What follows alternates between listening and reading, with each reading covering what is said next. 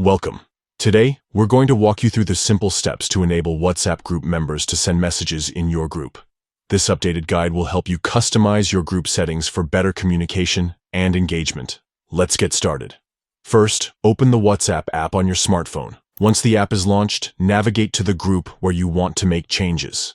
Tap on the group chat to open it. Next, look at the top of the chat screen and tap on the group name. This action will take you to the group info page. On this page, you'll find various details and options for managing your group. Scroll down until you see the section labeled Group Permissions. Tap on this option to access specific settings related to what members can do within the group. Now, locate the option titled Send Messages.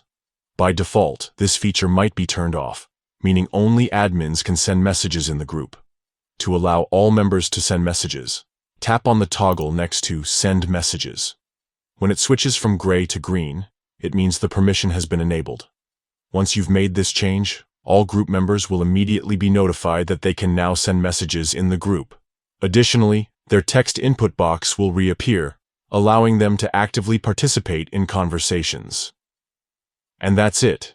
By following these quick steps, you've successfully enabled message sending for all members of your WhatsApp group.